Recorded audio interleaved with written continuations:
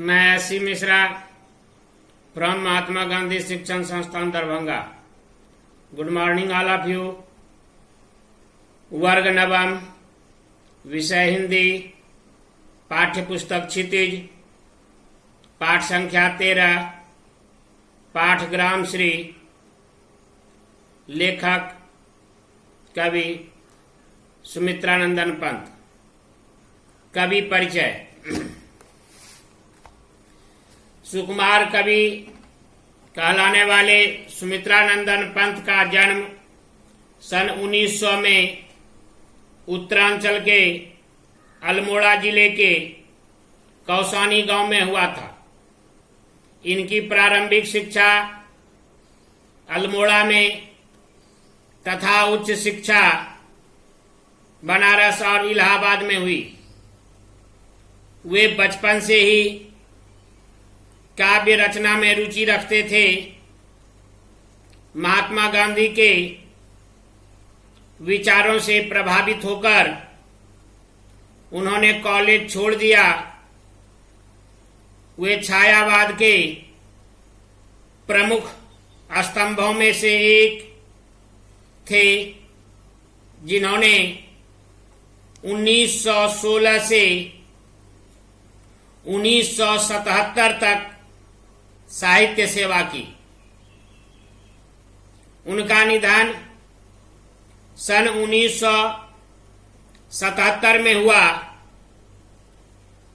साहित्यिक विशेषताएं। पंत प्रकृति प्रेमी, मानवतावादी,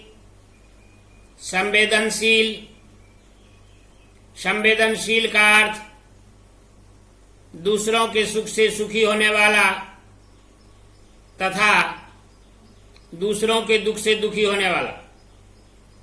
प्रकृति और मनुष्य के अंतरंग संबंधों की पहचान रखने वाले कवि थे। प्रकृति चित्रण में वे अद्वितीय थे।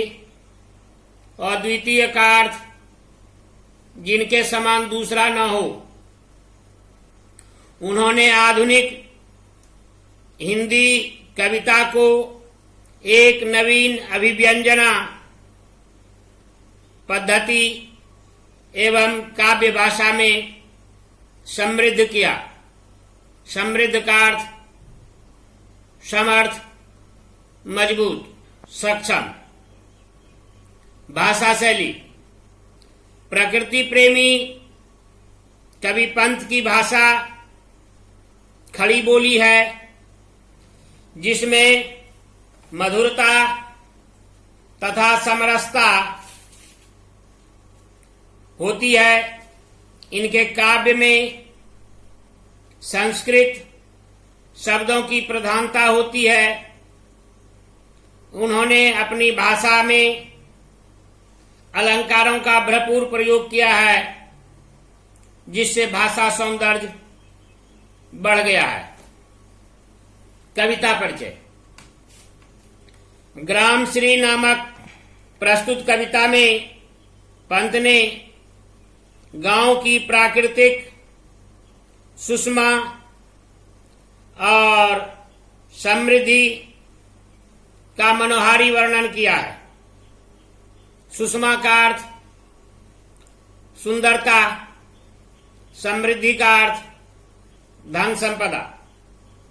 इसमें खेतों की लहलहाती फसलें, फल फूलों से लदी डालियों, बाग बगीचों में नाना प्रकार के सुंदर फूल, उन पर उड़ती फिरती तितलियां, यमुना तट की रंगीन रेती, पानी में क्रीड़ा करते पक्षियों आदि का ऐसा सजीव चित्रण हुआ है कि इनका बिंब हमारी आंखों के सामने साकार हो उठता है। नाना प्रकार का अर्थ अनेक प्रकार, रेती का अर्थ बालू, क्रीड़ा का अर्थ खेला। धन्यवाद।